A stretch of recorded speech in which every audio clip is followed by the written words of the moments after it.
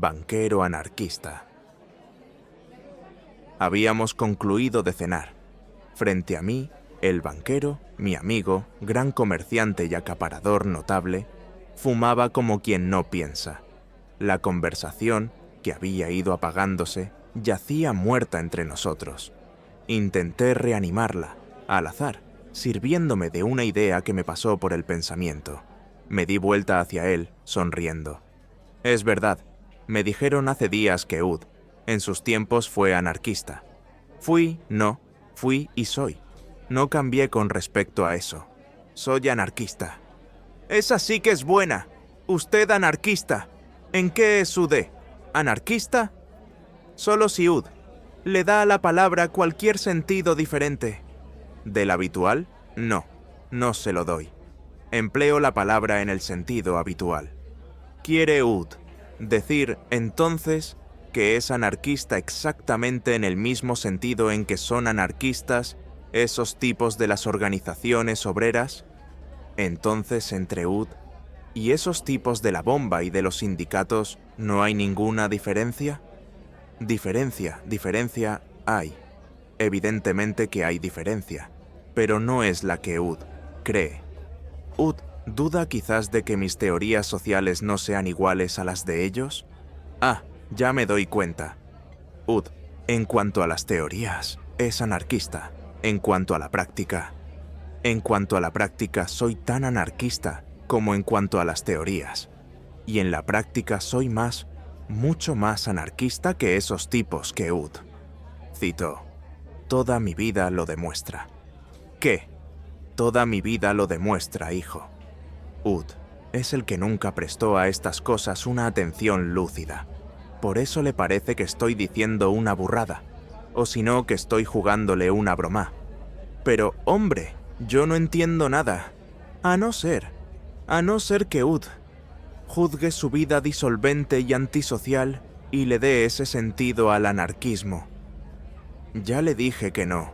Esto es, ya le dije que no doy a la palabra anarquismo un sentido diferente del habitual. Está bien, continúo sin entender. Pero, hombre, Ud quiere decir que no hay diferencia entre sus teorías verdaderamente anarquistas y la práctica de su vida como ella es ahora. Ud quiere que yo crea que Ud tiene una vida exactamente igual a la de los tipos que habitualmente son anarquistas.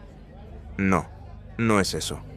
Lo que yo quiero decir es que entre mis teorías y la práctica de mi vida no hay ningún desacuerdo, sino una conformidad absoluta. De allí que no tenga una vida como la de los tipos de los sindicatos y de las bombas. Eso es verdad. Pero es la vida de ellos la que está fuera del anarquismo, fuera de sus ideales. La mía número. En mí, sí, en mí. Banquero, gran comerciante, acaparador si Ud quiere. En mí la teoría y la práctica del anarquismo están reunidas, y ambas son verdaderas.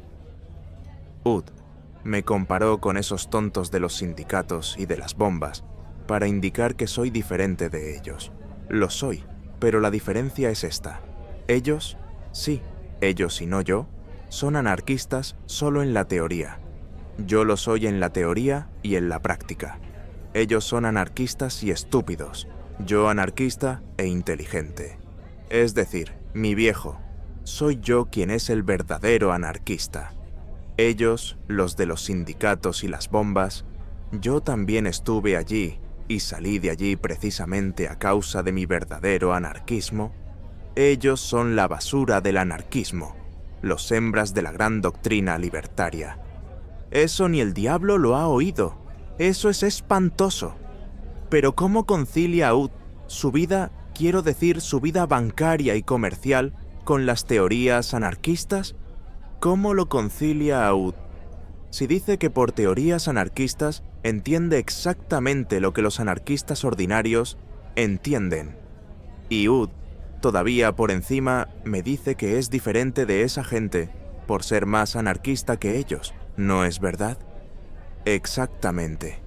No entiendo nada. Pero Ud pone empeño en entender. Todo el empeño. Él se quitó de la boca el cigarro, que se había apagado. Volvió a encenderlo lentamente. Miró el fósforo que se extinguía. Lo depositó suavemente en el cenicero. Después, irguiendo la cabeza, por un momento inclinada, dijo: «Oiga, yo nací del pueblo y en la clase obrera de la ciudad. De bueno no heredé nada, como puede imaginar, ni la condición ni las circunstancias. Apenas me aconteció tener una inteligencia naturalmente lúcida y una voluntad un tanto más fuerte, pero esos eran dones naturales que mi bajo nacimiento no me podía quitar. Fui obrero, trabajé, viví una vida ajustada. Fui, en resumen, lo que la mayoría de la gente es en aquel medio. No digo que absolutamente pasase hambre, pero anduve cerca. Por otra parte, podía haberla pasado, que eso no hubiera alterado nada de lo que sucedió o de lo que voy a exponerle, ni de lo que fue mi vida, ni de lo que ella es.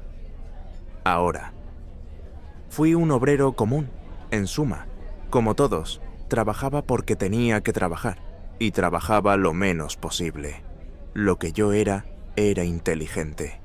Siempre que podía, leía cosas, discutía cosas, y como no era loco, nació en mí una gran insatisfacción y una gran rebelión contra mi destino y contra las condiciones sociales que lo hacían así.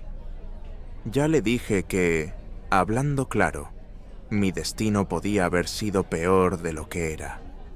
Pero en aquel entonces, me parecía que yo era un ente a quien la suerte había hecho todas las injusticias juntas y que se había servido de las convenciones sociales para hacérmelas. Esto era así allá por mis 20 años, 21 a lo sumo, que fue cuando me volví anarquista. Se detuvo un momento, se volvió un poco más hacia mí, continuó inclinándose todavía más. Fui siempre más o menos lúcido, me sentí sublevado, quise entender mi rebelión, me volví anarquista consciente y convicto, el anarquista consciente y convicto que ahora soy. ¿Y la teoría que Ud tiene hoy es la misma que tenía en ese entonces? La misma. La teoría anarquista, la verdadera teoría, es una sola. Tengo la que siempre tuve, desde que me volví anarquista. Ud, ya va a ver. Le iba diciendo que, como era lúcido por naturaleza, me volví anarquista consciente. ¿Pero qué es un anarquista? Es un sublevado contra la injusticia de que nazcamos desiguales socialmente. En el fondo es solo eso. Y de ahí resulta, como es evidente, la rebelión contra las convenciones sociales que volvieron esa desigualdad posible. Lo que le estoy indicando ahora es el camino psicológico. Esto es, cómo es que la gente se vuelve anarquista. Ya vamos a la parte teórica del asunto. Por ahora, comprenda bien cuál sería la rebelión de un tipo inteligente en mis circunstancias. ¿Qué es lo que ve por el mundo? Uno nace hijo de un millonario, protegido desde la cuna contra aquellos infortunios, y no son pocos, que el dinero puede evitar o atenuar. Otro nace miserable, para ser, cuando niño, una boca más en una familia donde las bocas resultan de sobra para la comida que puede haber. Uno nace conde o marqués, y tiene por eso la consideración de todo el mundo, haga lo que haga. Otro nace así, como yo, y tiene que andar derechito como una plomada para ser al menos tratado como gente. Unos nacen en tales condiciones que pueden estudiar, viajar, instruirse, volverse, puede decirse, más inteligentes que otros que naturalmente lo son más, y así por ahí adelante, y en todo, las injusticias de la naturaleza, vaya, no las podemos evitar. Ahora las de la sociedad y de sus convenciones, esas, ¿por qué no evitarlas? Acepto, no tengo incluso otro remedio que un hombre sea superior a mí por lo que la naturaleza le dio. El talento, la fuerza, la energía. No acepto que él sea mi superior por cualidades postizas, con las que no salió del vientre de su madre, sino que le ocurrieron por azar después que apareció por aquí. la riqueza, la posición social, la vida fácil, etc. Fue de la rebelión que le estoy pintando, por estas consideraciones, que nació mi anarquismo de entonces. El anarquismo que, ya le dije, mantengo hoy sin ninguna alteración. Se detuvo otra vez un momento, como pensando la forma en que iba a proseguir. Aspiró y exhaló el humo lentamente, hacia el lado opuesto al mío. Se volvió e iba a proseguir. Yo, sin embargo, lo interrumpí. Una pregunta, por curiosidad. ¿Por qué es que Ud se volvió precisamente anarquista? Ud podía haberse vuelto socialista o cualquier otra cosa avanzada que no fuese tan lejos. Todo eso estaba dentro de su rebelión. Deduzco de lo que Ud dice que por anarquismo entiende, y me parece que está bien como definición de anarquismo, la rebelión contra todas las convenciones y fórmulas sociales, y el deseo y el esfuerzo para abolirlas todas. Eso mismo. ¿Por qué escogió Ud esa fórmula extrema y no se decidió por cualquiera de las otras, de las intermedias? Se lo digo, medité todo eso. Está claro que en los folletos que yo leía se encontraban todas esas teorías.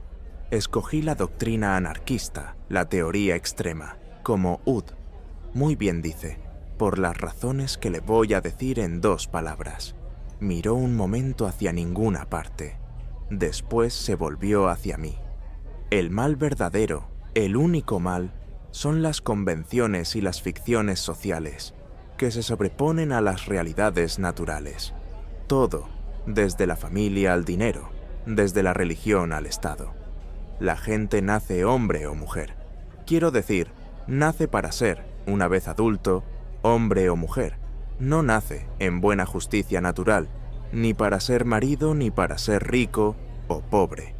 Como tampoco nace para ser católico o protestante, o portugués o inglés. Es todas esas cosas en virtud de las ficciones sociales. Pero ¿por qué esas ficciones sociales son malas? Porque son ficciones, porque no son naturales. Tan malo es el dinero como el Estado, la constitución de la familia como las religiones. Si hubiera otras que no fueran estas, serían igualmente malas, porque también serían ficciones, porque también se sobrepondrían y estorbarían a las realidades naturales. Pero cualquier sistema que no sea el puro sistema anarquista, que quiere la abolición de todas las ficciones y de cada una de ellas completamente, es una ficción también.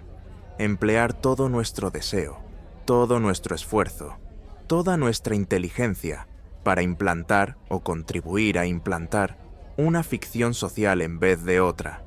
Es un absurdo, cuando no resulte incluso un crimen, porque es provocar una perturbación social con el fin expreso de dejar todo igual. Si encontramos injustas las ficciones sociales, porque aplastan y oprimen lo que es natural en el hombre, ¿para qué emplear nuestro esfuerzo en sustituirlas por otras ficciones, si lo podemos emplear para destruirlas a todas? Eso me parece que es concluyente, pero supongamos que no lo es. Supongamos que nos objetan que todo eso es muy exacto, pero que el sistema anarquista no es realizable en la práctica. Vamos ahora a examinar esa parte del problema. ¿Por qué es que el sistema anarquista no sería realizable? Todos nosotros, los avanzados, partimos del principio, no solo de que el actual sistema es injusto, sino de que hay ventaja, porque hay justicia, en sustituirlo por otro más justo. Si no pensamos así, no somos avanzados sino burgueses. Pero ¿de dónde viene este criterio de justicia? De lo que es natural y verdadero, en oposición a las ficciones sociales y a las mentiras de la convención. Pero lo que es natural es lo que es enteramente natural, no lo que es mitad, o un cuarto, o un octavo de natural. Muy bien, ahora de 2 cosas. Una, o lo natural es realizable socialmente, o no lo es. En otras palabras, o la sociedad puede ser natural o la sociedad es esencialmente ficción y no puede ser natural de ninguna manera. Si la sociedad puede ser natural, entonces puede existir la sociedad anarquista o libre, y debe haberla, porque ella es la sociedad enteramente natural. Si la sociedad no puede ser natural, si, por cualquier razón que no importa, tiene forzosamente que ser ficción, entonces del mal el menor. Hagámosla, dentro de esa ficción inevitable, lo más natural posible, para que sea, por eso mismo, lo más justa posible. ¿Cuál es la ficción más natural? Ninguna es natural en sí, porque es ficción. La más natural, en nuestro caso, será aquella que parezca más natural, que se sienta como más natural. ¿Cuál es la que parece más natural, o que sentimos como más natural? Es aquella a la que estamos habituados. Ud comprende. Lo que es natural es lo que es del instinto, y lo que, no siendo instinto, se parece en todo al instinto es el hábito. Fumar no es natural, no es una necesidad del instinto, pero si nos habituamos a fumar, nos parece natural. Pasa a ser sentido como una necesidad del instinto. Pero ¿cuál es la ficción social que constituye un hábito nuestro? Es el actual sistema, el sistema burgués. Tenemos, pues, en buena lógica, que o encontramos posible la sociedad natural y seremos defensores del anarquismo, o no la juzgamos posible, y seremos defensores del régimen burgués. No hay hipótesis intermedia. ¿Entendió? Sí, señor, eso. Es concluyente. Todavía no es tan concluyente. Todavía hay otra objeción del mismo género que liquidar. Puede aceptarse que el sistema anarquista es realizable, pero puede dudarse de que sea realizable de repente. Esto es, que se pueda pasar de la sociedad burguesa a la sociedad libre, sin que haya uno o más estadios o regímenes intermedios. Quien haga esta objeción acepta como buena y como realizable la sociedad anarquista, pero intuye que tiene que haber un estadio cualquiera de transición entre la sociedad burguesa y ella. Ahora bien, supongamos que es así. ¿Qué es ese estadio intermedio? Nuestro fin es la sociedad anarquista o libre. Ese estadio intermedio solo puede ser, en consecuencia, un estadio de preparación de la humanidad para la sociedad libre. Esa preparación o es material o es simplemente mental.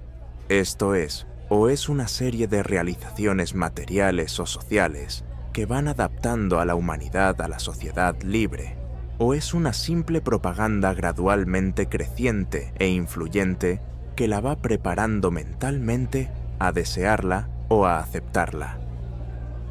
Vamos al primer caso, la adaptación gradual y material de la humanidad a la sociedad libre. Es imposible, es más que imposible, es absurdo. No hay adaptación material, sino a una cosa que ya hay. Ninguno de nosotros se puede adaptar materialmente al medio social del siglo XXIII, aunque sepa lo que será. Y no se puede adaptar materialmente porque el siglo XXIII y su medio social no existen materialmente todavía. Así, llegamos a la conclusión de que, en el pasaje de la sociedad burguesa a la sociedad libre, la única parte que puede haber de adaptación, de evolución o de transición es mental. Es la gradual adaptación de los espíritus a la idea de la sociedad libre. En todo caso, en el campo de la adaptación material, todavía hay una hipótesis. ¡Caramba con tanta hipótesis! Ah, hijo, el hombre lúcido tiene que examinar todas las objeciones posibles y refutarlas antes de poder considerarse seguro de su doctrina. Y además, todo esto es en respuesta a una pregunta que Ud me hizo. Está bien. En el campo de la adaptación material, decía yo, hay en todo caso otra hipótesis. Es la de la dictadura revolucionaria. ¿Cómo? ¿De la dictadura revolucionaria? Como yo le expliqué, no puede haber adaptación material a una cosa que no existe, materialmente, aún. Pero si, por un movimiento brusco, se hiciera la revolución social, queda implantada ya, no la sociedad libre, porque para ella la humanidad no puede tener todavía preparación, sino una dictadura de aquellos que quieren implantar la sociedad libre. Pero existe ya, aunque en esbozo o en comienzo, existe ya materialmente algo de la sociedad libre. Hay ya, por lo tanto, una cosa material a que la humanidad se adapte. Es este el argumento con que los cuadrúpedos que defienden la dictadura del proletariado la defenderían si fuesen capaces de argumentar o de pensar. El argumento, está claro, no es de ellos, es mío.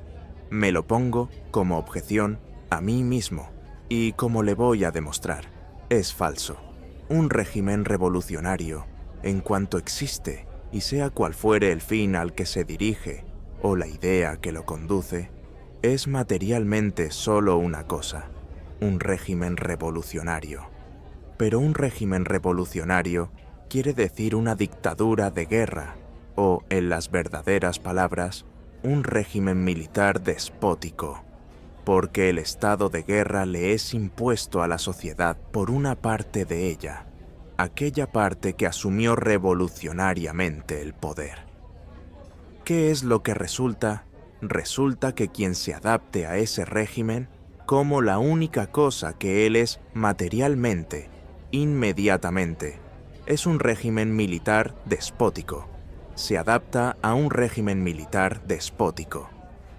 La idea que condujo a los revolucionarios, el fin hacia el que se dirigían, desapareció por completo de la realidad social, que es ocupada exclusivamente por el fenómeno guerrero, de modo que lo que sale de una dictadura revolucionaria, y tanto más completamente saldrá cuanto más tiempo dure esa dictadura, es una sociedad guerrera de tipo dictatorial.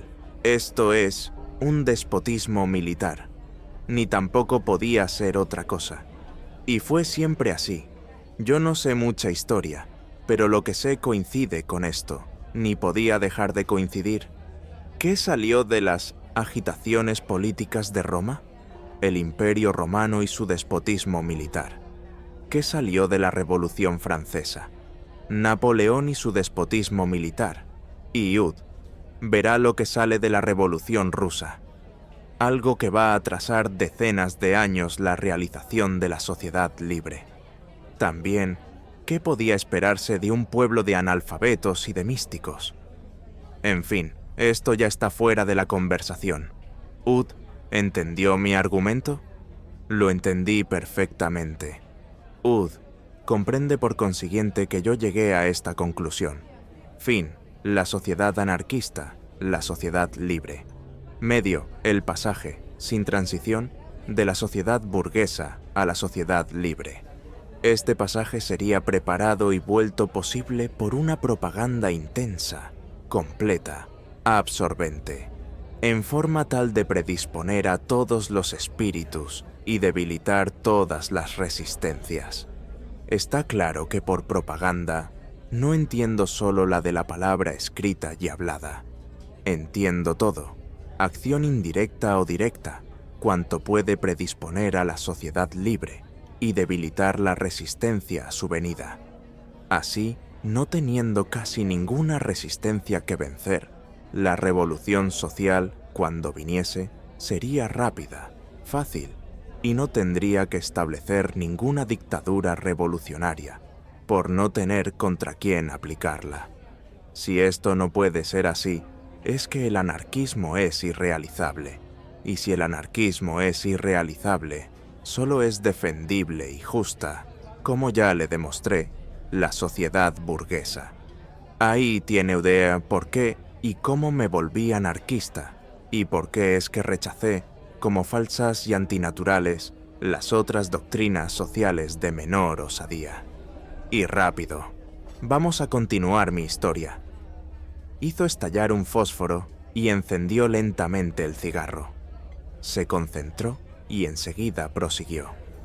Había otros varios muchachos con las mismas opiniones que yo. La mayoría eran obreros, pero había uno u otro que no lo era. Lo que éramos todos era pobres, y que yo recuerde, no éramos muy estúpidos. Había una cierta voluntad de instruirse, de saber cosas, y al mismo tiempo una voluntad de propaganda, de esparcir nuestras ideas. Queríamos para nosotros y para los otros, para la humanidad entera, una sociedad nueva, libre de todos estos preconceptos que hacen a los hombres desiguales artificialmente y les imponen inferioridades, sufrimientos, estrecheces, que la naturaleza no les había impuesto.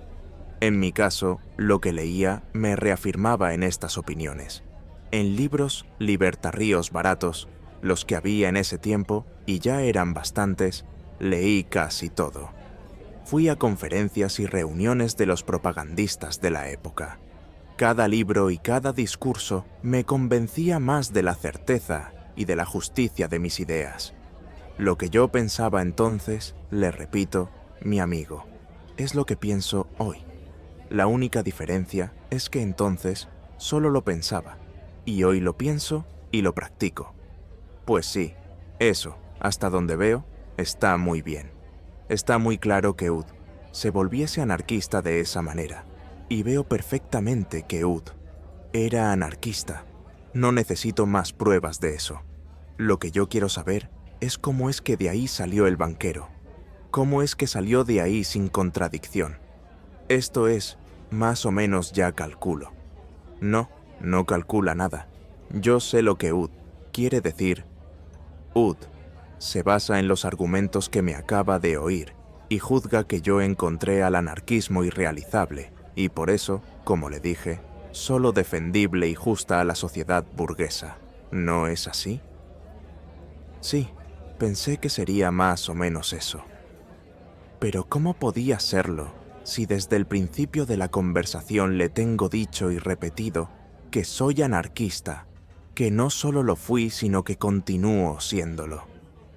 Si yo me hubiera vuelto banquero y comerciante por la razón que Ud juzga, yo no sería anarquista, sería burgués. Sí, Ud, tiene razón.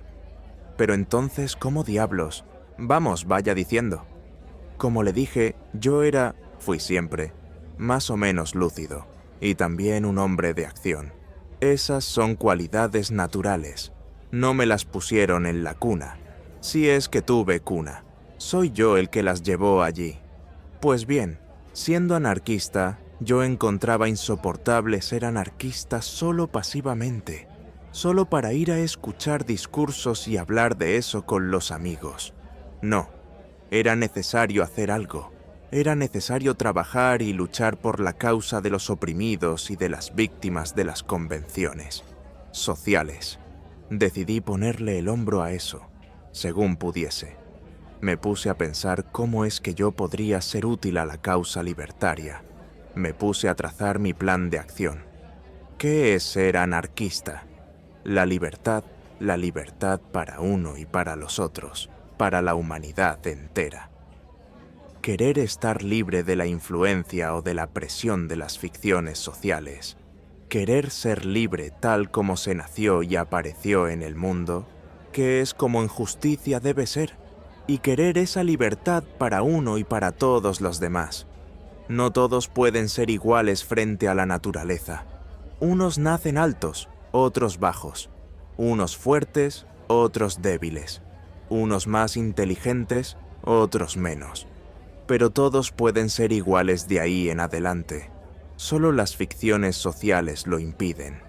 Esas ficciones sociales son las que era necesario destruir. Era necesario destruirlas, pero no se me escapó una cosa. Era necesario destruirlas, pero en beneficio de la libertad, y teniendo siempre en vista la creación de una sociedad libre. Porque eso de destruir las ficciones sociales, tanto puede ser para crear libertad, o preparar el camino de la libertad, como para establecer otras ficciones sociales diferentes, igualmente malas, porque son igualmente ficciones. Aquí es donde se necesitaba cuidado. Era necesario acertar con un proceso de acción, cualquiera que fuese su violencia o su no violencia, porque contra las injusticias sociales todo era legítimo, por el cual se contribuyese a destruir las ficciones sociales sin, al mismo tiempo, perjudicar la creación de la libertad futura, creando allí mismo, en el caso de que fuese posible, algo de la libertad futura. Es claro que esta libertad, que se debe tener cuidado de no perjudicar, es la libertad futura, y en el presente, la libertad de los oprimidos por las ficciones sociales. Claro está que no tenemos que fijarnos en no perjudicar la libertad de los poderosos, de los bien situados, de todos quienes representan las ficciones sociales y tienen ventajas en ellas. Esa no es libertad, es la libertad de tiranizar, que es lo contrario de la libertad. Esa, por el contrario, es la que más debíamos pensar en perjudicar y en combatir. Me parece que esto está claro. Está clarísimo. Continúe. ¿Para quién quiere el anarquista la libertad? Para la humanidad entera. ¿Cuál es la manera de conseguir la libertad para la humanidad entera? Destruir por completo todas las ficciones sociales. ¿Cómo se podrían destruir por completo todas las ficciones sociales? Ya le anticipé la explicación cuando, con motivo de su pregunta, discutí los otros sistemas avanzados y le expliqué cómo y por qué era anarquista. Ud, ¿se acuerda de mi conclusión? Me acuerdo. Una revolución social súbita, brusca, aplastante, haciendo pasar a la sociedad de un salto del régimen burgués a la sociedad libre. Esta revolución social preparada por un trabajo intenso y continuado, de acción directa e indirecta, tendiente a predisponer a todos los espíritus para la llegada de la sociedad libre y a debilitar hasta un estado comatoso todas las resistencias de la burguesía. Me excuso de repetirle las razones que llevan inevitablemente a esta conclusión dentro del anarquismo. Ya se las expuse y Ud ya las entendió. Sí, esa revolución sería preferiblemente mundial, simultánea en todos los puntos, o los puntos importantes del mundo, o no siendo así, partiendo rápidamente de unos a otros, pero, a pesar de todo, en cada punto, esto es, en cada nación, fulminante y completa. Muy bien, ¿qué podía hacer yo con ese fin? Por mí solo, no podría hacerla a ella, a la revolución mundial, ni siquiera podría hacer la revolución completa en la parte relacionada con el país en donde estaba. Lo que podía era trabajar, en la entera medida de mi esfuerzo, para preparar esa revolución. Ya le expliqué cómo, combatiendo, por todos los medios accesibles, las ficciones sociales, no perjudicando nunca al hacer ese combate o la propaganda de la sociedad libre, ni la libertad futura, ni la libertad presente de los oprimidos, creando ya, de ser posible, algo de la futura libertad. Exhaló el humo, hizo una leve pausa, volvió a comenzar. Entonces aquí, mi amigo, puse yo mi lucidez en acción. Trabajar para el futuro está bien, pensé. Trabajar para que los otros tengan libertad está perfecto. Pero entonces yo no soy nadie. Si yo fuese cristiano, trabajaría alegremente por el futuro de los otros, porque iba a tener mi recompensa en el cielo. Pero también, si yo fuese cristiano, no sería anarquista, porque entonces las tales desigualdades sociales no tendrían importancia en nuestra corta vida. Serían solo condiciones de nuestra prueba y serían recompensadas en la vida eterna. Pero yo no era cristiano, como no lo soy, y me preguntaba, ¿pero por quién y por qué me voy a sacrificar en todo esto? Más todavía, ¿para qué es que me voy a sacrificar? Tuve momentos de descreimiento y Comprende que era justificado. Soy materialista, pensaba. No tengo más vida que esta. ¿Para qué voy a atormentarme con propagandas y desigualdades sociales y otras historias, cuando podría gozar y entretenerme mucho más si no me preocupara de eso? Quien tiene solo esta vida, quien no cree en la vida eterna, quien no admite más ley que la naturaleza, quien se opone al Estado porque él no es natural, al casamiento porque él no es natural, al dinero porque él no es natural, a todas las ficciones sociales, porque ellas no son naturales. ¿Por qué motivo es que defiende el altruismo y el sacrificio por los otros, o por la humanidad, si el altruismo y el sacrificio tampoco son naturales? Sí, la misma lógica que me muestra que un hombre no nace para ser marido, o para ser portugués, o para ser rico o pobre. Me muestra también que él no nace para ser solidario, que él no nace sino para ser él mismo, y en consecuencia lo contrario de altruista y solidario, y por lo tanto exclusivamente egoísta. Discutí la cuestión conmigo mismo. Fíjate, yo decía para mí que nacemos pertenecientes a la especie humana y que tenemos el deber de ser solidarios con todos los hombres. Pero la idea de deber era natural. ¿De dónde es que venía esta idea de deber? Si esta idea de deber me obligaba a sacrificar mi bienestar, mi comodidad, mi instinto de conservación y mis otros instintos naturales, ¿en qué divergía la acción de esa idea de la acción de cualquier ficción social que produce en nosotros exactamente el mismo efecto?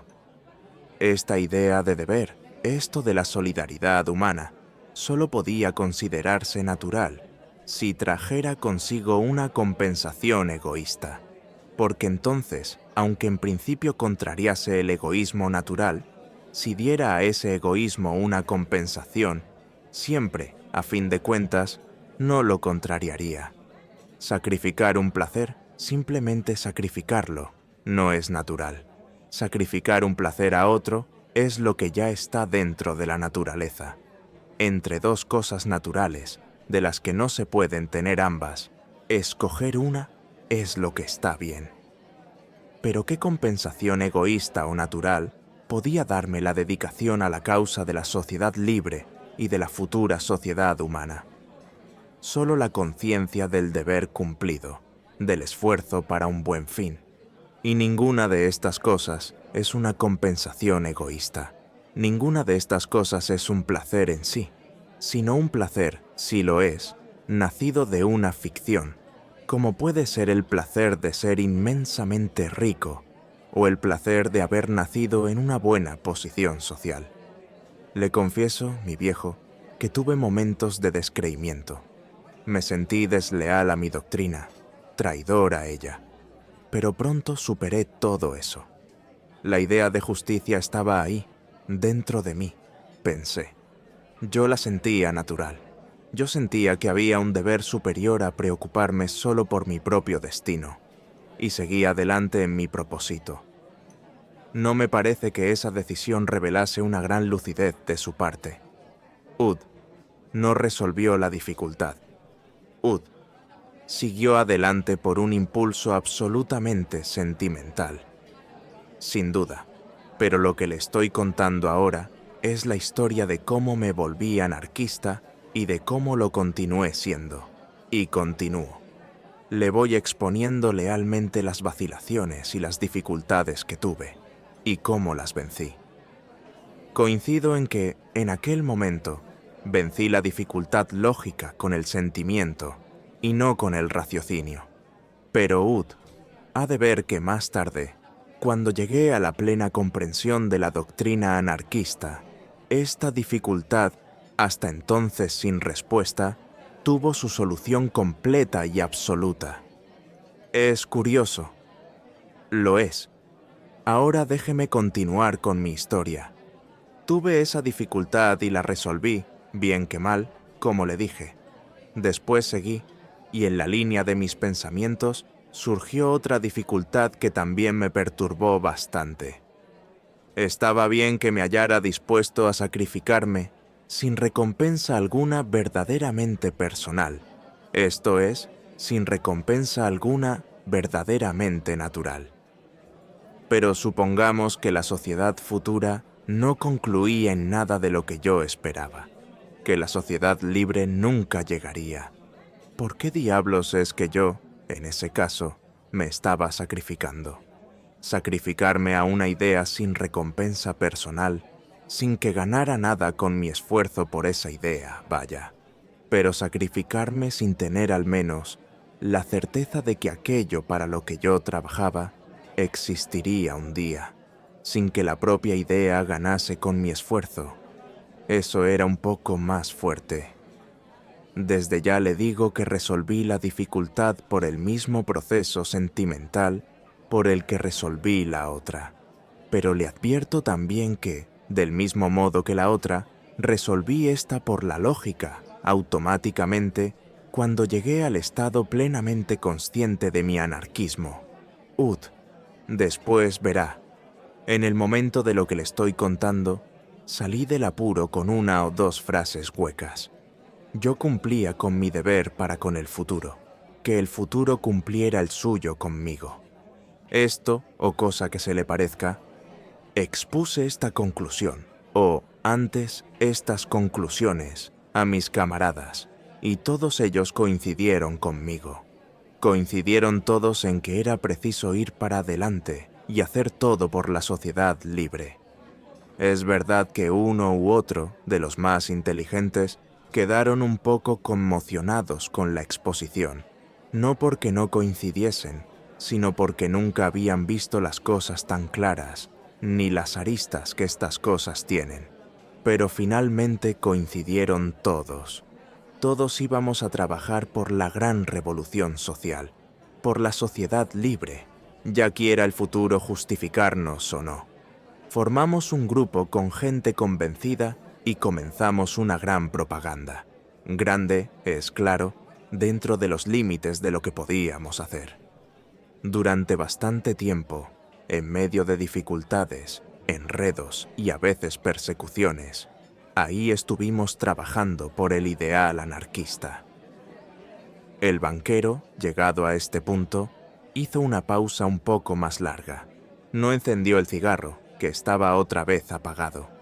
De repente tuvo una leve sonrisa y con el aire de quien llega al punto importante, me miró con mayor insistencia y prosiguió, aclarando más la voz y acentuando más las palabras. A esta altura, dijo él, apareció una cosa nueva. A esta altura es un modo de decir. Quiero decir que, después de algunos meses de esta propaganda, comencé a reparar en una nueva complicación, y esta era la más seria de todas. Esta es la que iba a valer. ¿Se acuerda, no es verdad, de aquello que yo, por un raciocinio riguroso, establecí que debía ser el proceso de acción de los anarquistas? Un proceso, o procesos, mediante cualquiera de los cuales se contribuyese a destruir las ficciones sociales sin perjudicar, al mismo tiempo, la creación de la libertad futura. Sin perjudicar, por consiguiente, en lo más mínimo, la poca libertad de los actuales oprimidos por las ficciones sociales. Un proceso que, en lo posible, crease ya algo de libertad futura. Pues bien, una vez establecido este criterio, nunca más dejé de tenerlo presente. Pero, a la altura de nuestra propaganda, de la que le estoy hablando, descubrí algo. En el grupo de la propaganda no éramos muchos. Éramos unos 40, salvo error. Se daba esta coyuntura. Se creaba tiranía. ¿Se creaba tiranía? De la siguiente manera. Unos mandaban a otros y nos llevaban para donde querían. Unos se imponían a otros y nos obligaban a hacer lo que ellos querían. Unos arrastraban a otros por mañas y por artes hacia donde ellos querían. No digo que hicieran esto en cosas graves. Incluso No había cosas graves allí como para que lo hicieran. Pero el hecho es que esto ocurría siempre y todos los días, y se daba no solo en asuntos relacionados con la propaganda, sino también fuera de ellos, en asuntos vulgares de la vida. Unos iban insensiblemente para jefes, otros insensiblemente para subordinados. Unos eran jefes por imposición, otros eran jefes por maña. En el hecho más simple se veía esto. Por ejemplo, dos de los muchachos salían juntos a una calle. Llegaban al final de la calle y uno tenía que ir hacia la derecha y otro hacia la izquierda. A cada uno le resultaba conveniente ir para su lado. Pero el que iba hacia la izquierda le decía al otro: «Venga, Ud, conmigo por aquí». El otro respondía, y era verdad: «Hombre, no puedo, tengo que ir por allí, por esta o aquella razón».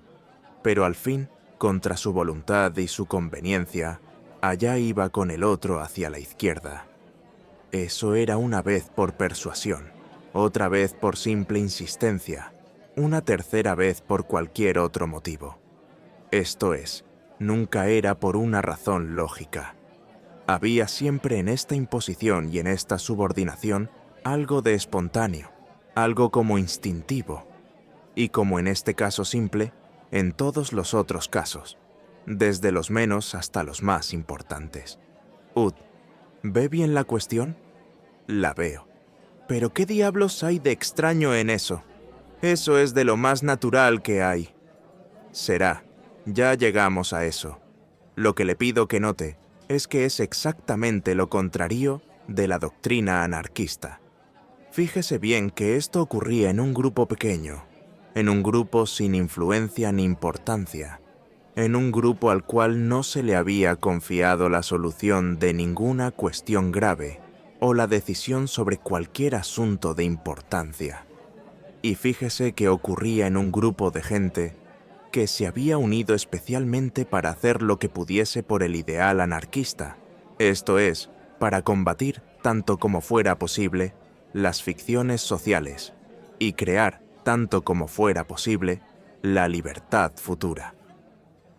Ud, ¿se fijó bien en estos dos puntos? Me fijé. Ve ahora bien lo que eso representa. Un grupo pequeño de gente sincera, le garantizo que era sincera, establecido y unido expresamente para trabajar por la causa de la libertad, había, al cabo de unos meses, conseguido solo una cosa positiva y concreta: la creación entre sí de tiranía. Y fíjese qué tiranía. No era una tiranía derivada de la acción de las ficciones sociales que, aunque lamentable, sería disculpable hasta cierto punto, aunque menos en nosotros, que combatíamos esas ficciones, que en otras personas. Pero en fin, vivíamos en medio de una sociedad basada en esas ficciones, y no habría sido enteramente culpa nuestra si no hubiéramos podido escapar del todo a su acción. Pero no era eso. Los que mandaban a los otros o los llevaban hacia donde querían no hacían eso por la fuerza del dinero o de la posición social o de cualquier autoridad de naturaleza ficticia que se arrogaran. Lo hacían por una acción de cualquier especie, fuera de las ficciones sociales.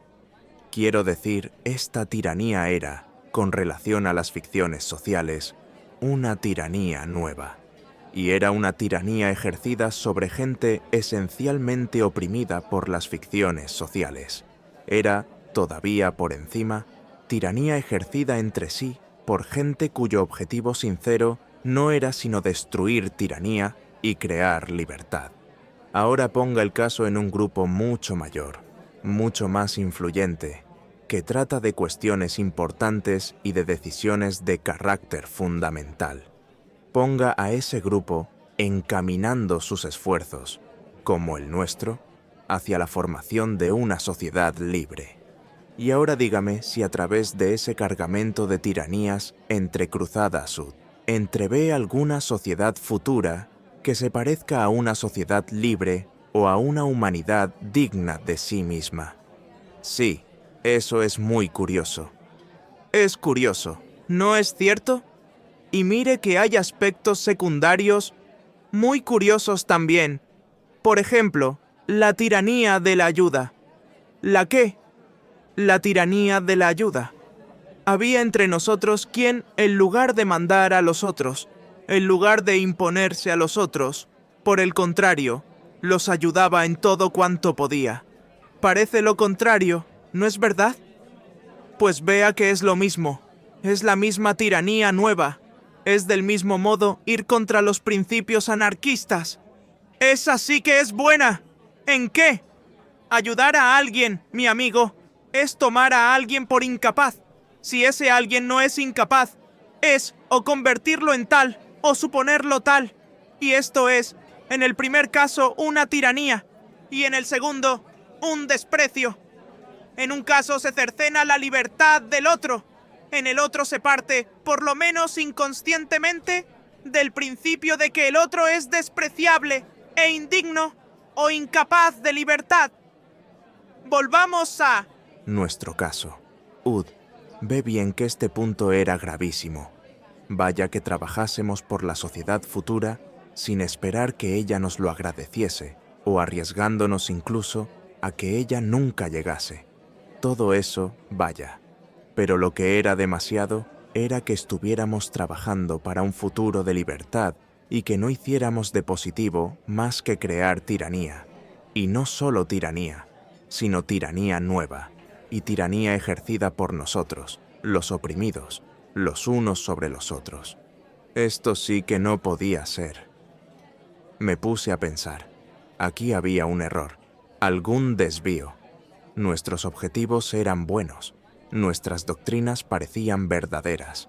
¿Serían equivocados nuestros métodos? Seguramente debían de serlo. Pero ¿dónde diablos estaba el error?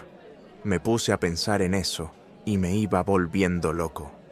Un día, de repente, como ocurren siempre estas cosas, di con la solución. Fue el gran día de mis teorías anarquistas. El día en que descubrí, por decirlo así, la técnica del anarquismo. Me miró un momento sin verme. Después continuó, en el mismo tono. Pensé así. Tenemos aquí una tiranía nueva. Una tiranía que no es derivada de las ficciones sociales. Entonces, ¿de dónde es derivada?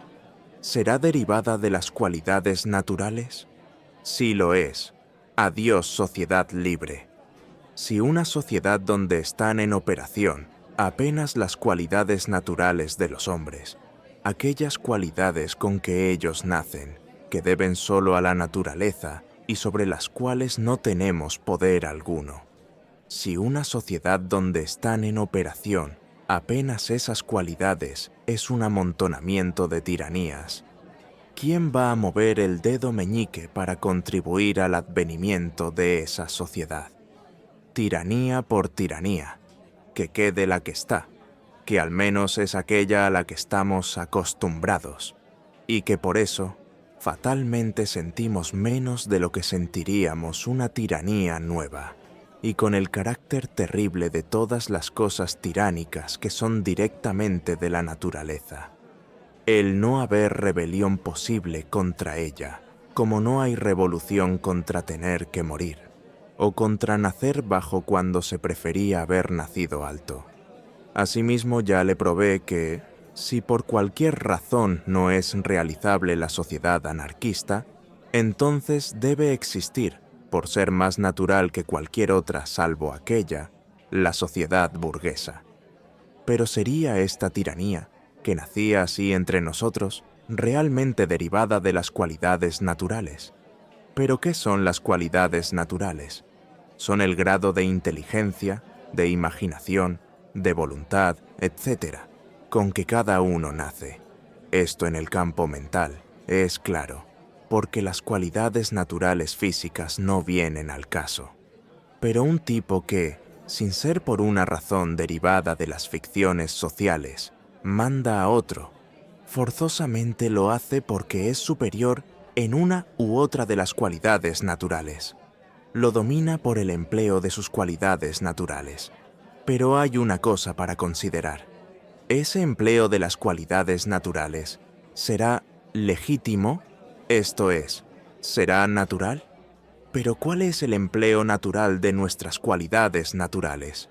El servir a los fines naturales de nuestra personalidad. ¿Pero dominar a alguien será un fin natural de nuestra personalidad? Puede serlo. Hay un caso en que puede serlo. Es cuando ese alguien está para nosotros en un lugar de enemigo. Para el anarquista, es claro, quien está en el lugar de enemigo es cualquier representante de las ficciones sociales y de su tiranía. Nadie más, porque todos los otros hombres son hombres como él y camaradas naturales. Ahora, Ud, bien ve, el caso de tiranía que habíamos estado creando entre nosotros no era este. La tiranía que habíamos estado creando era ejercida sobre hombres como nosotros, camaradas naturales, y más todavía, sobre hombres 2 veces nuestros camaradas, porque lo eran también por la comunión en el mismo ideal. Conclusión. Esta tiranía nuestra, si no era derivada de las ficciones sociales, tampoco era derivada de las cualidades naturales. Era derivada de una aplicación equivocada, de una perversión de las cualidades naturales. ¿Y esa perversión, de dónde es que provenía? Tenía que provenir de una de 2 cosas, o de que el hombre es naturalmente malo, y en consecuencia todas las cualidades naturales son naturalmente pervertidas, o de una perversión resultante de la larga permanencia de la humanidad en una atmósfera de ficciones sociales, todas ellas creadoras de tiranía, y tendiente en consecuencia a volver instintivamente tiránico el uso más natural de las cualidades más naturales. Ahora, de estas 2 hipótesis, ¿cuál sería la verdadera? De un modo satisfactorio, esto es, rigurosamente lógico o científico, era imposible determinarlo. El raciocinio no puede enfrentar el problema porque éste es de orden histórico o científico y depende del conocimiento de hechos.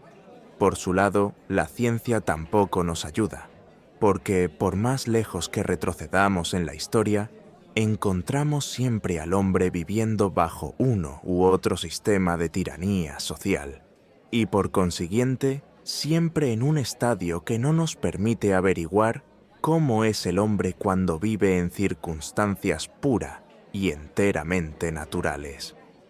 No habiendo manera de determinarlo con seguridad, tenemos que inclinarnos hacia el lado de la mayor probabilidad, y la mayor probabilidad está en la segunda hipótesis.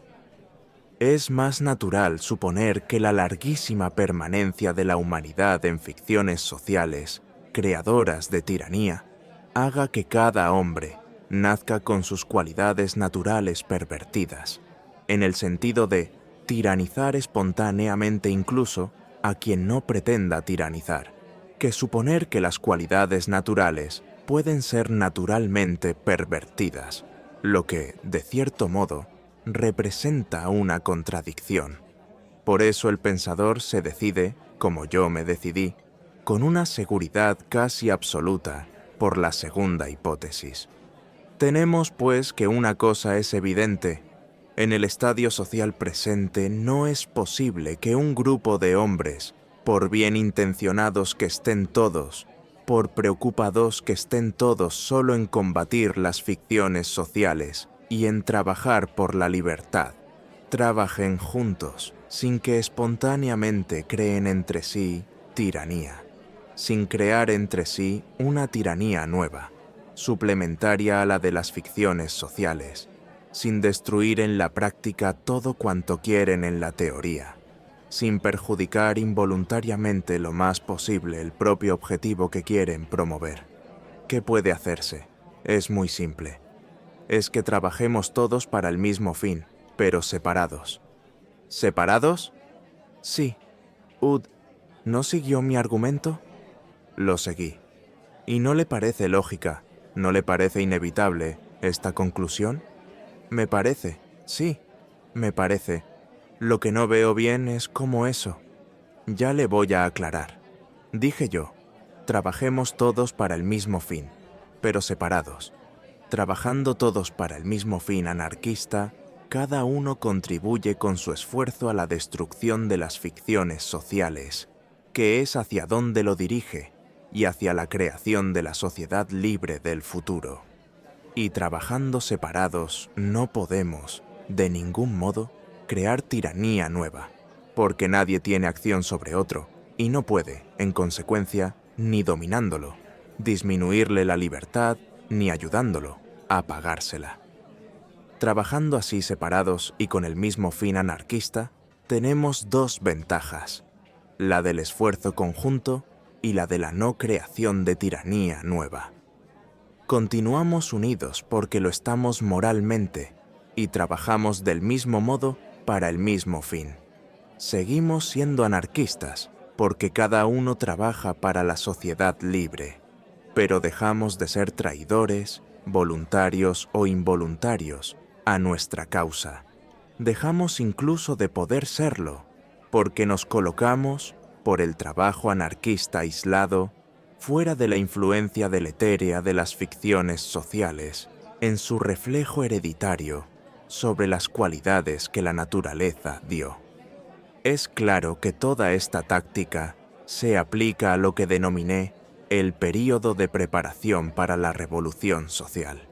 Arrumadas las defensas burguesas y reducida la sociedad entera al estado de aceptación de las doctrinas anarquistas, faltando solo hacer la revolución social, entonces, para el golpe final, es que no puede continuar la acción separada. Pero a esa altura, ya la sociedad libre estará virtualmente alcanzada. Ya las cosas serán de otra manera. La táctica a que me refiero solo dice con respecto a la acción anarquista en medio de la sociedad burguesa, como ahora, como en el grupo al cual yo pertenecía. Era ese, por fin, el verdadero método anarquista.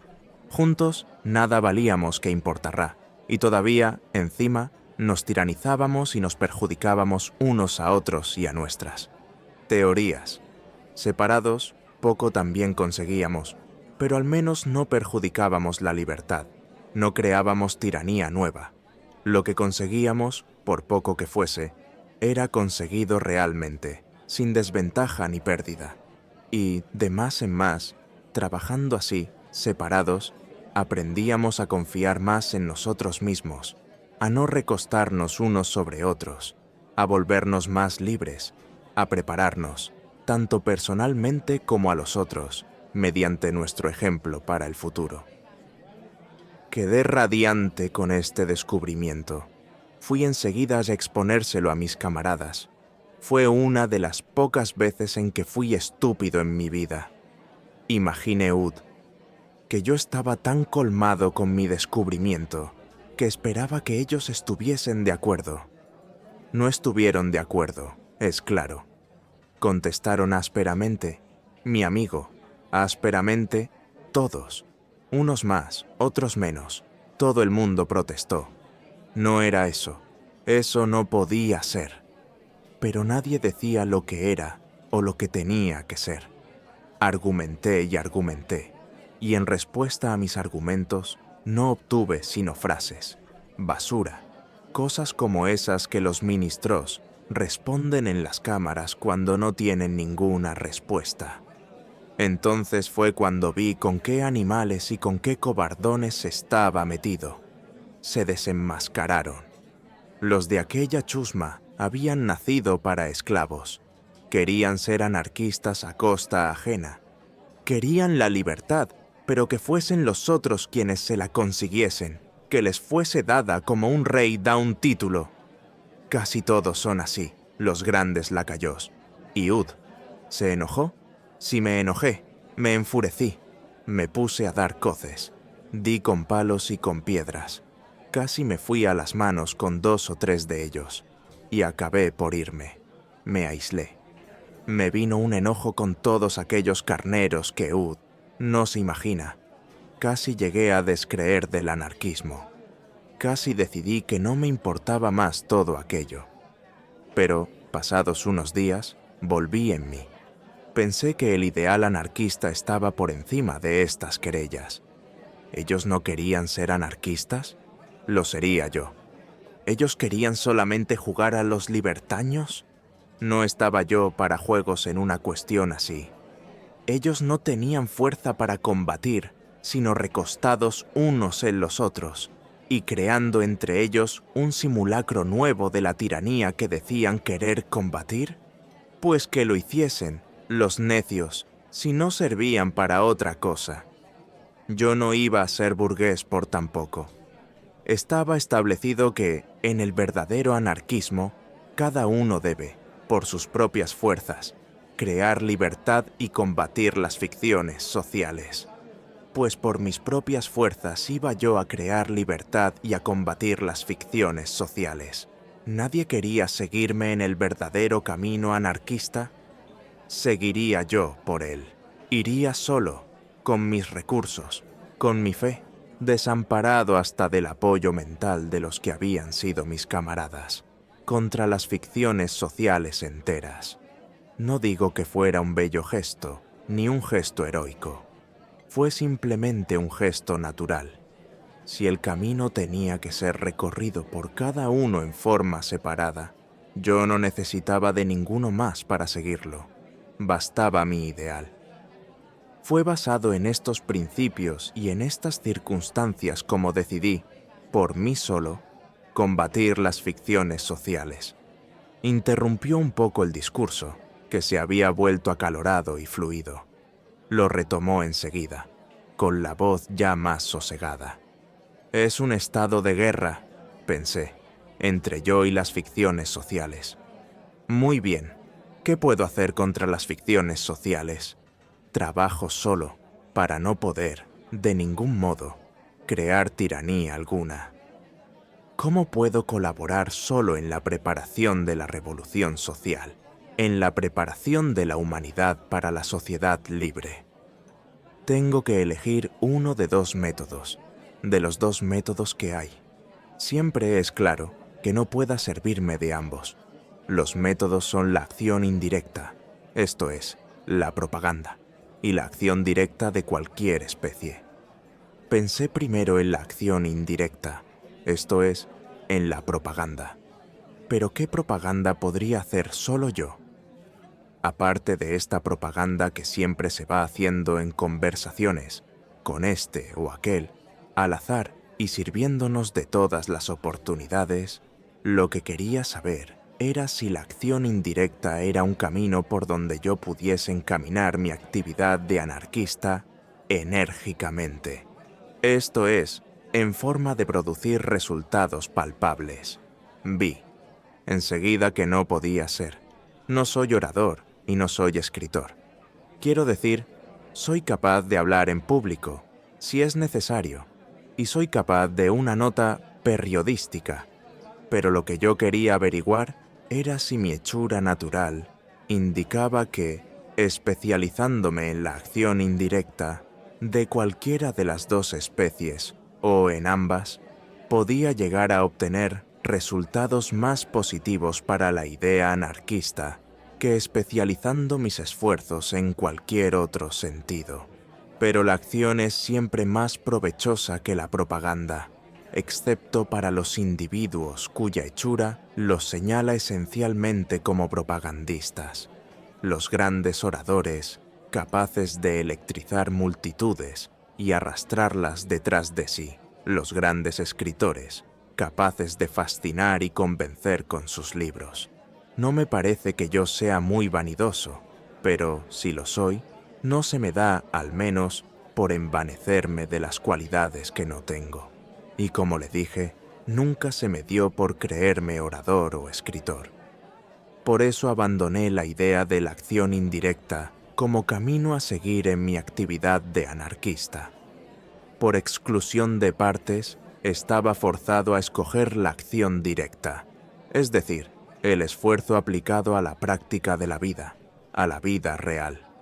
No era la inteligencia, sino la acción. Muy bien, así sería. Tenía, pues, que aplicar a la vida práctica el método fundamental de acción anarquista que yo ya había esclarecido: combatir las ficciones sociales sin crear tiranía nueva, creando ya, si fuese posible, algo de libertad futura. Pero ¿cómo diablos se hace eso en la práctica? Porque ¿qué es combatir en la práctica? Combatir en la práctica es la guerra. Es una guerra, por lo menos. ¿Cómo es que se hace la guerra a las ficciones sociales? ¿Cómo es que se vence al enemigo en cualquier guerra? De una de dos maneras: o matándolo, esto es, destruyéndolo, o apresándolo, es decir, subyugándolo, reduciéndolo a la inactividad. Destruir las ficciones sociales, yo no podía hacerlo. Destruir las ficciones sociales, solo podía hacerlo la revolución social. Hasta allí, las ficciones sociales podían estar conmocionadas, tambaleando, por un hilo. Pero destruidas, solo lo estarían con el arribo de la sociedad libre y la caída positiva de la sociedad burguesa. Lo más que yo podría hacer en ese sentido era destruir en el sentido físico de matar, a uno u otro miembro de las clases representativas de la sociedad burguesa. Estudié el caso y vi que era una burrada. Suponga ud, que yo mataba a uno o dos o una docena de representantes de la tiranía de las ficciones sociales. El resultado: ¿las ficciones sociales quedaban más conmocionadas? No lo quedaban. Las ficciones sociales no son como una situación política que puede depender de un pequeño número de hombres, de un solo hombre a veces. Lo que hay de malo en las ficciones sociales son ellas, en su conjunto, y no los individuos que las representan, sino por ser representantes de ellas. Además, un atentado de orden social produce siempre una reacción. No solo todo queda igual, sino que la mayor parte de las veces empeora. Y todavía por encima, suponga, como es natural, que después de un atentado yo fuera apresado y liquidado de una manera u otra. Y suponga que yo hubiera acabado con una docena de capitalistas. ¿Y qué venía a dar todo eso, en resumen? Con mi liquidación, incluso no por muerte, sino por simple prisión o destierro, la causa anarquista perdía un elemento de combate.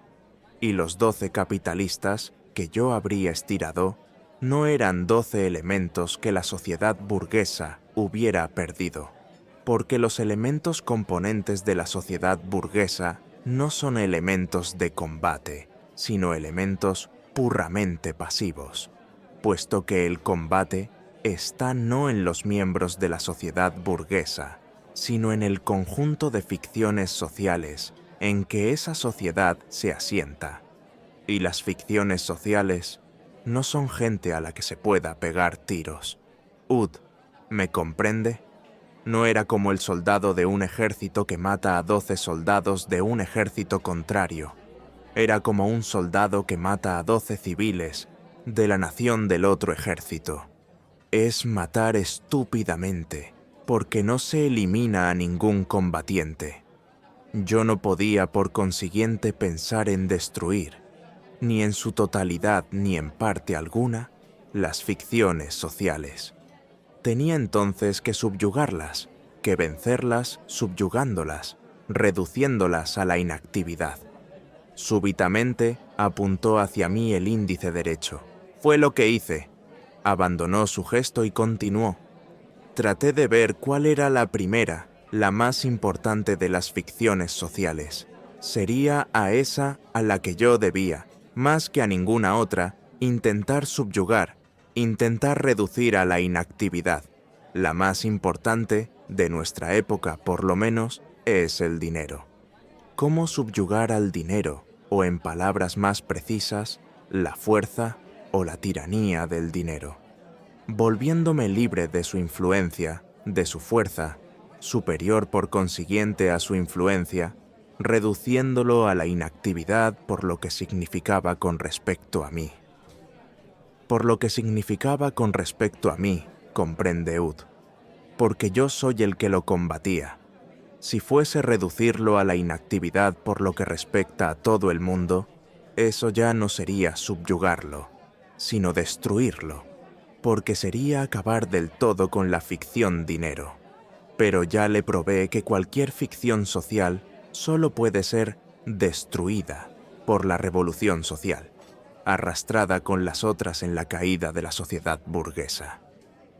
¿Cómo podía yo volverme superior a la fuerza del dinero? El método más simple era apartarme de la esfera de su influencia, es decir, de la civilización.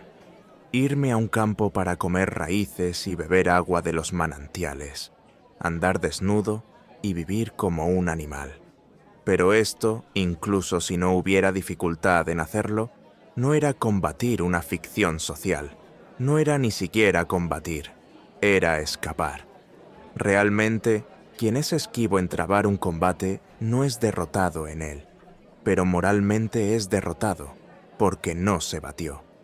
El método tenía que ser otro, un método de combate y no de fuga. ¿Cómo subyugar al dinero combatiéndolo? ¿Cómo hurtarme a su influencia y tiranía, no evitando su encuentro? El método era solo uno: adquirirlo en cantidad suficiente como para no sentirle la influencia, y en cuanta mayor cantidad lo adquiriese, tanto más libre estaría de esa influencia. Fue cuando vi esto claramente, con toda la fuerza de mi convicción de anarquista y toda mi lógica de hombre lúcido, que entré en la fase actual, la comercial y bancaria, mi amigo, de mi anarquismo. Descansó un momento de la violencia, nuevamente creciente, de su entusiasmo por su exposición. Después continuó, aunque con un cierto calor, su narración. ¿Se acuerda Ude de aquellas dos dificultades lógicas que yo le dije que me habían surgido en el comienzo de mi carrera de anarquista consciente? Y Ud, ¿se acuerda que yo le dije que en aquel momento las resolví artificialmente, mediante el sentimiento y no mediante la lógica? Esto es, Ud mismo notó, y muy bien, que yo no las había resuelto mediante la lógica. Me acuerdo, sí. Y Ud, ¿se acuerda que yo le dije que más tarde, cuando di por fin con el verdadero método anarquista, las resolví entonces para siempre, mediante la lógica? Sí. Ahora vea cómo fueron resueltas. Las dificultades eran estas. No es natural trabajar por cualquier cosa, sea lo que fuere, sin una compensación natural, es decir, egoísta. Y no es natural dar nuestro esfuerzo para cualquier fin, sin tener la compensación de saber que ese fin se alcanza. Las dos dificultades eran estas. Ahora fíjese cómo quedan resueltas mediante el método de trabajo anarquista que mi raciocinio me llevó a descubrir como el único verdadero. El método da como resultado que yo me enriquezco. Por consiguiente, compensación egoísta. El método encara la prosecución de la libertad. Entonces, yo, volviéndome superior a la fuerza del dinero, esto es, liberándome de ella, consigo libertad. Consigo libertad solo para mí, es cierto. Pero es que, como ya le probé, la libertad para todos solo puede llegar con la destrucción de las ficciones sociales, con la revolución social, y yo, por mí solo, no puedo hacer la revolución social. El punto concreto es este. Busco libertad, consigo la libertad que puedo, porque, es claro, no puedo conseguir la que no puedo. Y vea Ud, aparte del raciocinio que determina este método anarquista como el único verdadero, el hecho de que él resuelve automáticamente las dificultades lógicas que se pueden oponer a cualquier método anarquista, prueba. Más que él es el verdadero. Pues fue este método el que yo seguí. Me entregué a la empresa de subyugar la ficción dinero, enriqueciendo. Lo conseguí. Llevó un cierto tiempo, porque la lucha fue grande, pero lo conseguí. Evito contarle lo que fue y lo que ha sido mi vida comercial y bancaria. Podría ser interesante, en ciertos puntos sobre todo, pero ya no pertenece al asunto. Trabajé, luché, gané dinero. Trabajé más, luché más, gané más dinero. Gané mucho dinero finalmente. No reparé en métodos. Le confieso, mi amigo, que no reparé en métodos. Usé todo lo que hay. El acaparamiento, el dolo financiero, la misma competencia desleal. ¿Por qué? Yo combatía las ficciones sociales, inmorales y antinaturales por excelencia, y tenía que reparar en métodos. Yo trabajaba por la libertad y me iba a fijar en las armas con que combatía a la tiranía. El anarquista estúpido, que tira bombas y pega tiros, bien sabe que mata, y bien sabe que sus doctrinas no incluyen la pena de muerte. Ataca una inmoralidad con un crimen, porque encuentra que esa inmoralidad vale un crimen para ser destruida. Él es estúpido en cuanto al método, porque, como ya le mostré, ese método es errado y contraproducente como proceso anarquista. Ahora, en cuanto a la moral del método, él es inteligente. Pero mi método era exacto, y yo me servía legítimamente, como anarquista, de todos los medios para enriquecerme. Hoy realicé mi limitado sueño de anarquista práctico y lúcido. Soy libre. Hago lo que quiero, dentro, claro está, de lo que es posible hacer. Mi lema de anarquista era la libertad. Pues bien, tengo la libertad que, por el momento, en nuestra sociedad imperfecta, es posible tener. Quise combatir las fuerzas sociales, las combatí y, lo que es más, las vencí. Alto ahí, dije yo. Eso estará todo muy bien, pero hay una cosa que Ud no vio. Las condiciones de su método eran como Ud probó no solo crear libertad, sino también no crear tiranía. Pero Ud creó tiranía. Ud, como acaparador, como banquero, como financista sin escrúpulos. Ud, disculpe, pero es Ud el que lo dijo. Ud creó tiranía. Ud creó tanta tiranía como cualquier otro representante de las ficciones sociales que Ud dijo que combate. No, mi viejo, Ud se engaña. Yo no creé tiranía. La tiranía, que puede ser resultado de mi acción de combate contra las fuerzas sociales, es una tiranía que no parte de mí, que por consiguiente yo no creé. Está en las ficciones sociales. Yo no la junté con ellas. Esa tiranía es la propia tiranía de las ficciones sociales. Y yo no podía, ni me propuse, destruir las ficciones sociales. Por centésima vez, le repito, solo la revolución social puede destruir las ficciones sociales. Antes de eso, la acción anarquista perfecta, como la mía, solo puede subyugar las ficciones sociales, subyugarlas en relación solo con el anarquista que pone ese método en práctica, porque ese método no permite una más larga sujeción de esas ficciones. No se trata de no crear tiranía, se trata de no crear tiranía nueva, tiranía donde no la había. Los anarquistas, trabajando en conjunto, influyéndose unos a otros, como yo le dije, crean entre sí, fuera y aparte de las ficciones sociales, una tiranía. Esa es la tiranía nueva. Esa yo no la creé. No la podía incluso crear, por las propias condiciones de mi método. No, mi amigo, yo solo creé libertad. Liberé a uno, me liberé a mí. Es que mi método, que, como le demostré, es el único verdadero método anarquista, no me permitió liberar a nadie más. A quien pude liberar, lo liberé. Está bien, coincido, pero mire que, con ese argumento, la gente casi es llevada a creer que ningún representante de las ficciones sociales ejerce tiranía. Y no la ejerce. La tiranía es de las ficciones sociales y no de los hombres que las encarnan. Ellos son, por así decir, los medios de que las ficciones se sirven para tiranizar, como el cuchillo es el medio del que se puede servir el asesino. Y Ud. Ciertamente no juzga que suprimiendo los cuchillos suprime a los asesinos. Mire, destruya a Ud.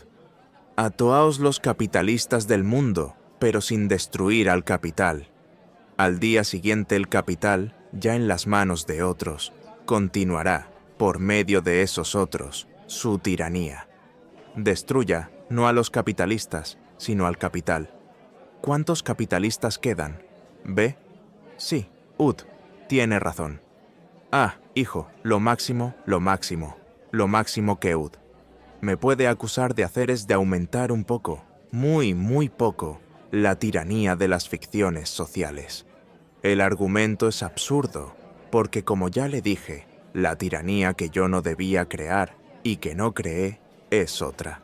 Pero hay un punto débil más, y es que, por el mismo razonamiento, Ud puede acusar a un general que entabla combate por su país de causar a su país el perjuicio del número de hombres de su propio ejército que tuvo que sacrificar para vencer. Quien va a la guerra, da y recibe. Que se consiga lo principal. El resto está muy bien, pero fíjese en otra cosa. El verdadero anarquista quiere la libertad no solo para sí, sino también para los otros. Me parece que quiere la libertad para la humanidad entera. Sin duda. Pero yo ya le dije que por el método que descubrí, que era el único método anarquista, cada uno tiene que liberarse a sí mismo. Yo me liberé a mí. Cumplí con mi deber simultáneamente conmigo y con la libertad. ¿Por qué es que los otros, mis camaradas, no hicieron lo mismo? Yo no se lo impedí. Ese es el que hubiera sido el crimen, si yo se lo hubiese impedido. Pero yo ni siquiera se lo impedí, ocultándoles el verdadero método anarquista.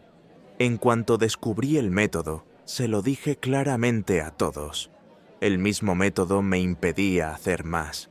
¿Qué más podía hacer? ¿Obligarlos a seguir ese camino? Aunque lo pudiera hacer, no lo haría, porque sería quitarles la libertad, y eso iba contra mis principios anarquistas. ¿Ayudarlos? Tampoco podía ser, por la misma razón. Yo nunca ayudé, ni ayudo, a nadie, porque eso de disminuir la libertad ajena, va también contra mis principios. Lo que Ud me está censurando es el que yo no sea más que una sola persona.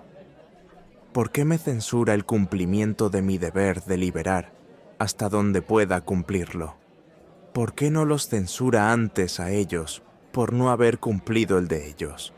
Pues sí, hombre, pero esos hombres no hicieron lo que hizo Ud, naturalmente, porque eran menos inteligentes que Ud, o menos fuertes de voluntad, o...